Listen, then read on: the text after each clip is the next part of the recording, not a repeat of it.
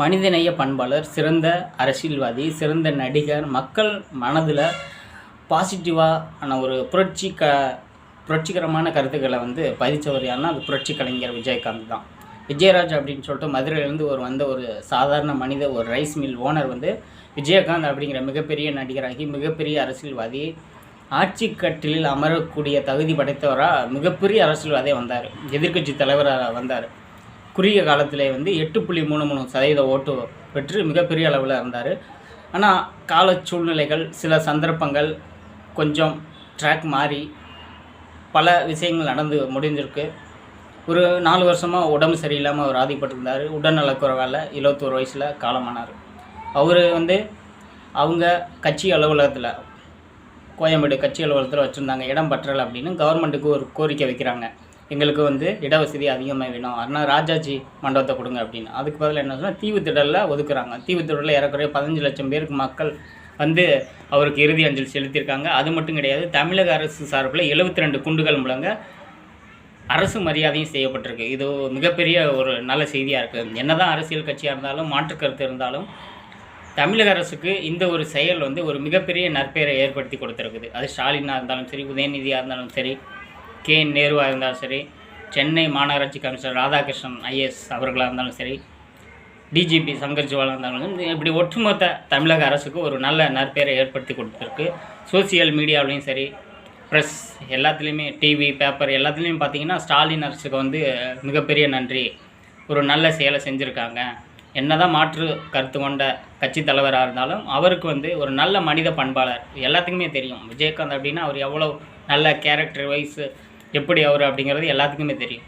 அவருக்கு ஒரு அரசு மரியாதையை வழங்கினது, இடப்பற்றாக்குறை காரணமாக உடனடியாக தீவுத்திடலில் இடத்த ஒதுக்குனது, இது போன்ற செயல்கள்லாம் உண்மையிலுமே மிகப்பெரிய வரவேற்பப்பட்டிருக்கு. ஏன்னா சென்னை, செங்கல்பட்டு, காஞ்சிபுரத்தில் மழை பெஞ்சு மக்களோட கோபத்துக்கு ஆளாகிருந்த திமுக அரசுக்கு இது ஒரு நல்ல பெயரை கொடுத்துருக்குது. அது மட்டும் இல்லாமல் தூத்துக்குடி, கன்னியாகுமரி, ராமேஸ்வரம் போன்ற இடங்களில் வெள்ளப்பெருக்கு ஏற்பட்டுச்சு. நிறைய பேருக்கு 6000 ரூபா உதவித்தொகை கொடுத்தாங்க. சில பேருக்கு 2000, சில பேருக்கு 1000 ரூபா கொடுத்துருக்காங்க. அங்கேயும் மக்கள் மனநிலை எதிர் மனநிலை தான் இருந்துச்சு, திமுகவுக்கு எதிரான மனநிலை. ஆனால் இந்த ஒரு செயல், அதாவது விஜயகாந்த் அவர்களுக்கு அரசு மரியாதை செஞ்சது, அவரோட மக்கள் அஞ்சலி செலுத்திற்காக இடவசதி பத்தலன்னு தீவிர இதெல்லாம் ஸ்டாலின், தமிழக முதல்வர் ஸ்டாலின் மேலே ஒரு நல்ல மனநிலை, நல்ல அபிப்பிராயம் ஏற்பட்டிருக்கு. இந்த சூழ்நிலை ஒரு செய்தி என்னென்னா வைரலாக போயிட்டுருக்கு. அது என்ன அப்படின்னு பார்த்தோம்னா, எல்லாருமே வந்திருக்காங்க, நிறையா நடிகர்கள் வந்திருக்காங்க. சூப்பர் ஸ்டார் கமலஹாசன், விஜய், பிரபு, இப்படி பல நடிகர்கள் அஞ்சலி செலுத்தியிருந்தாலும் ஒரே ஒருத்தர் மட்டும் வரல அப்படின்னு சொல்லிட்டு சமூக வலைதளங்களில் கண்டனம் தெரிவிச்சிருக்காங்க. அது வேறு யாரும் இல்லை, சாட்சாத் வடிவேலு தான்.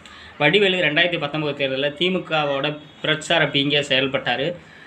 விஜயகாந்த் அவர்கள் தனித்து செயல்பட்டு ஒரு கட்சியில் இருந்து தனியாக செயல்பட்டாங்க. அந்த இதில் என்னென்னா திமுக வெற்றி பெறுது, தேமுதிக படுதோல்வி அடையுது. நோ தவறு. அதாவது அந்த தேர்தல் தேமுதிக மிகப்பெரிய வெற்றி பெற்று எதிர்க்கட்சி தலைவராக வருது. அதிலிருந்தே வடிவேலு விஜயகாந்த் அவதூறாக பேசிக்கிட்டு இருந்ததை நிப்பாட்டிட்டார். ஏன்னா நம்ம பேசணும், அன்றைக்கி அவங்க பெரிய கட்சியாக வளர்ந்துட்டாங்க, எதிர்க்கட்சி தலைவராக கூட வந்துட்டாங்க அப்படின்னு அப்பையிலேருந்தே ஏன்னா விஜயகாந்தும் வடிவேலு 2 பேருமே மதுரைக்காரங்க தான்.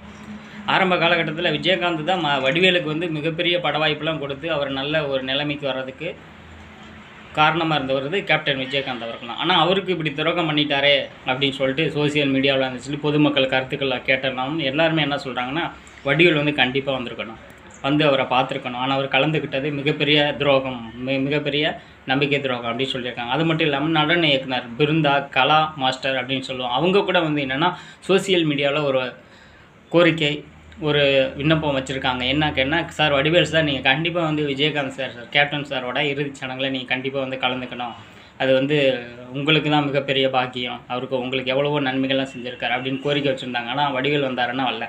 அது மட்டும் இல்லாமல் சோசியல் மீடியாவில் அடுத்து ஒரு முக்கியமான விஷயம் என்ன வைரல் ஆகிட்டுருக்கு கேட்டிங்கன்னா, விஜயகாந்த் அவர்கள் இறந்து போயிட்டாங்க. அவர் வீட்டிலேருந்து ஒரு சூட்கேஸை அனுப்பிச்சிருக்காரு. அது ஒரு பேசுபொருள் சூட்கேஸ் அனுப்பிச்சிருக்காரு. சூட்கேஸில் என்ன அனுப்பிச்சிருக்காரு, பணம் அனுப்பிச்சிருக்காரா, பொருள் அனுப்பிச்சிருக்காரா, பத்திரம் அனுப்பிச்சிருக்காரா அப்படின்னு சொல்லிட்டு.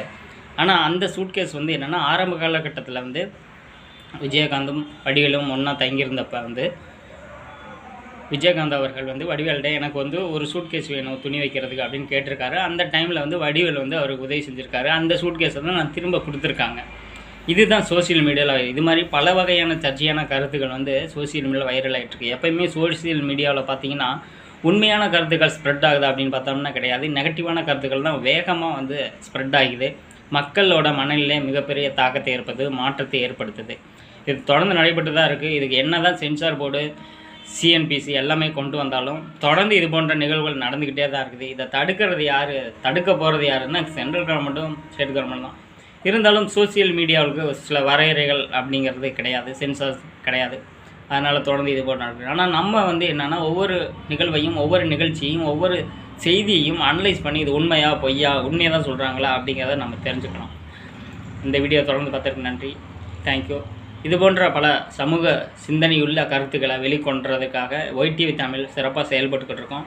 எங்களுக்கு தொடர்ந்து ஆதரவு கொடுங்க. சப்ஸ்கிரைப் பண்ணுங்கள், லைக் பண்ணுங்கள், ஷேர் பண்ணுங்கள். மறக்காமல் உங்கள் ஃப்ரெண்ட்ஸு, ரிலேட்டிவ்ஸு எல்லாத்துக்கும் இந்த வீடியோவை ஷேர் பண்ணுங்கள். தேங்க்யூ.